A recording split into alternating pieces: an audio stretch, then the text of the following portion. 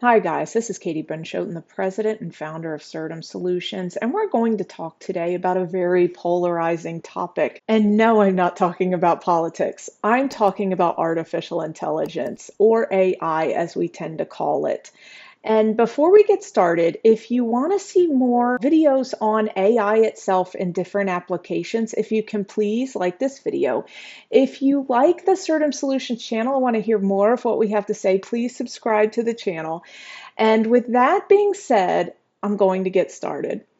I did a video on AI about a year or two ago, and it was called The Ethics of AI, and I was really afraid of how this was going to impact our society.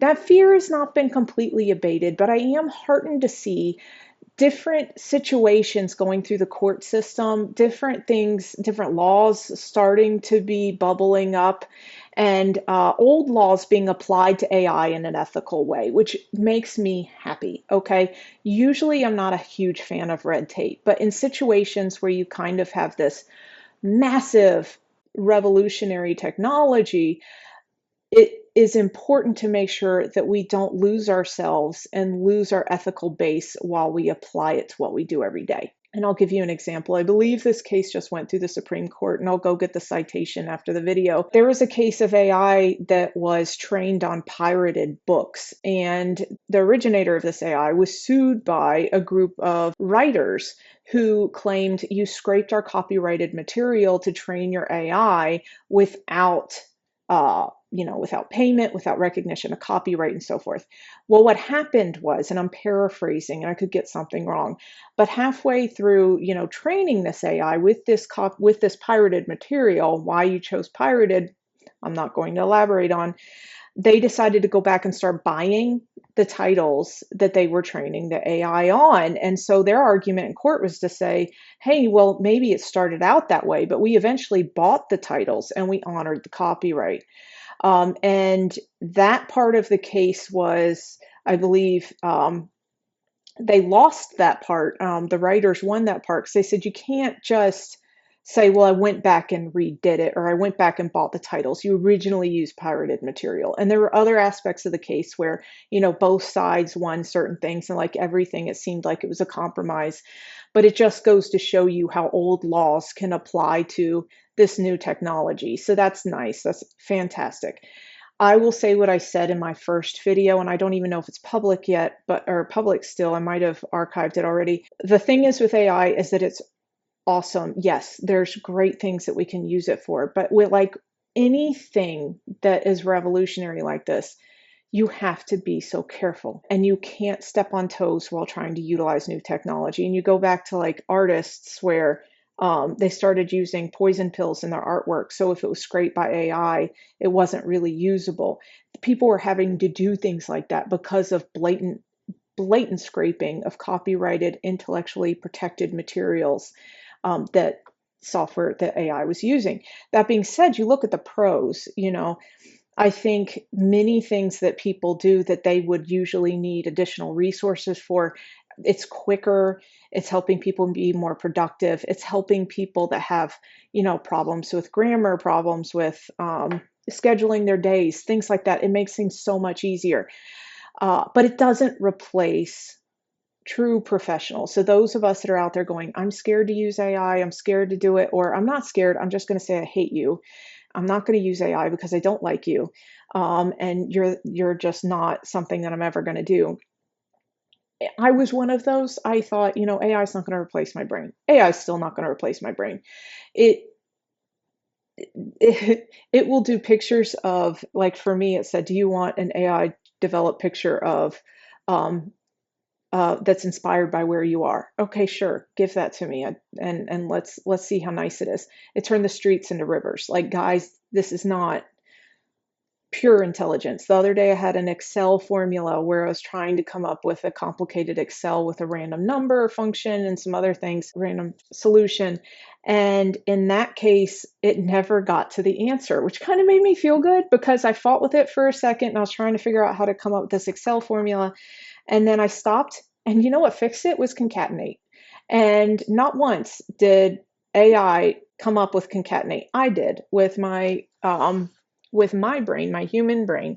And there's stories like that everywhere. It's not something to be afraid of. I think it's something to leverage to do your job better, but it's also something that doesn't replace knowledge, okay? And for that, I kind of really want that to hit home because we're going to need to learn it. If you absolutely refuse to learn AI or technology, especially in the workplace, you're going to get left behind. Now, does that mean it has to be your best buddy? No, it doesn't. Does it mean that you need to be knowledgeable in how you can use it? And if it helps you do something faster that would help your employer or your business, maybe you should embrace that, or at least not look at it like it's your sketchy cousin. Yes, I would 100% say keep your eyes open. I, for one, chose knowledge.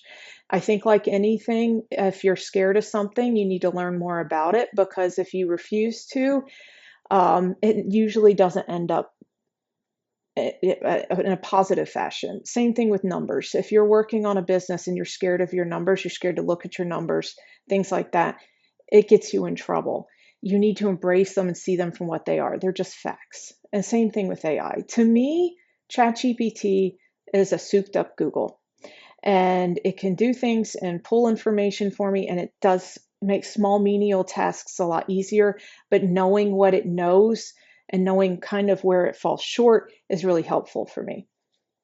That being said, also in the workplace, you have to be very cautious of personally identifiable information, or PII. You need to make sure that whatever use you have for AI, it follows your company policies, and you're extremely careful, because inputs into AI, just like if you put something into Google, that can be used by others. And there's ways where, if you have like an enterprise subscription, typically it protects your information from training their model. But for example, you don't want to put information with a list of your employees in regular Chat GPT. That's a huge problem. You never want to do that. Okay. Don't do that. Please don't do that. I want to say that again. Please don't do that. That doesn't give you ideas. No. Now, putting stuff in that's like blank, or asking it to generate templates, where you can build those templates out, things like that can be helpful. For me, I use it a lot with Python when I'm trying to generate scripts for my Python notebooks, or I'll use it for Excel, but it's heartening again to me, where I'm like, you know what? You're not exactly where you need to be to replace me yet, you know? So that being said, if you notice, I have QuickBooks open, and I have QuickBooks open because we represent and work with a whole bunch of different software packages. QuickBooks has embraced the AI revolution, and they're coming up with different ways to do AI. And I don't know if I talked about this yet. I thought bank rules would be a good example. AI is not the same as automation. Automation is if you go step 1, step 2, step 3, step 4, there's no real flexibility for anything to be generated, things like that. Where AI comes into play is where it actually applies something like machine learning or things like that to help create outputs. So it's kind of adding another layer there. And it's nowhere near being sentient, but it does help, look at it from different angles. And so it can be a really great brainstorming tool. It can help with some different things. So AI is hitting our bank feeds. And I say this because typically we see automation helping our bank feeds, and we've seen, our regular bank feeds come here where you can just hit add, things like that.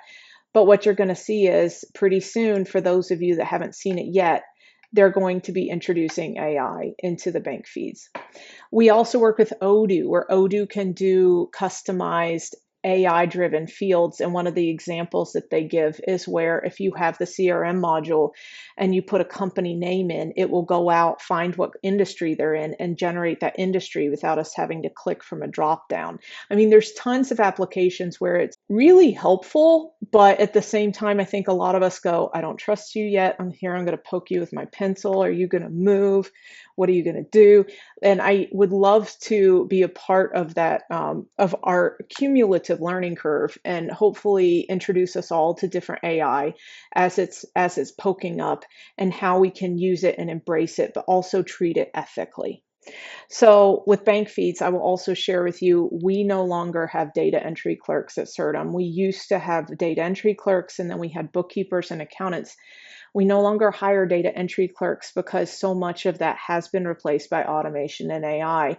Now, does that mean that data entry clerks don't have work? No, it doesn't. It means that they are now bookkeepers, and it means that help them grow. And that means that we all grow together to learn how to leverage this technology. And I'll tell you again, in case you're not tired of hearing me talk after the 10-minute mark, it reminds me a lot of when Google came out. And when Google first came out, people were like, Google's going to replace my job. You can find all this stuff online. You no longer have to look it up in a book or do this or do that. And what's going to happen to books? They're all going to go away. Well, guess what? Books are still here. It's just in a different, we use them in different ways. If I have something on my Kindle I really like, I go get the book, you know? Google now, we use it every day. We never once today would go, this is so scary. It's going to replace my job. I believe AI is the same.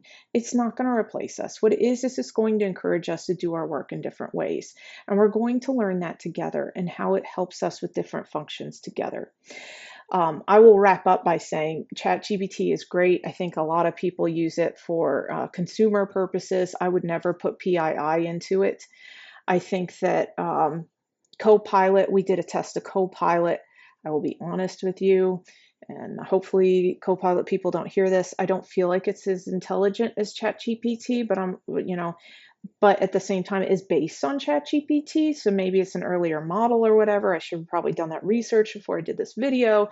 If I'm looking to search for things or I'm looking to format emails, a lot of people use them for email formatting and grammar. If I'm trying to make a quick Excel template that I will then build off of, Copilot is great. But sometimes it's a little glitchy, and I'm sure that's going to change.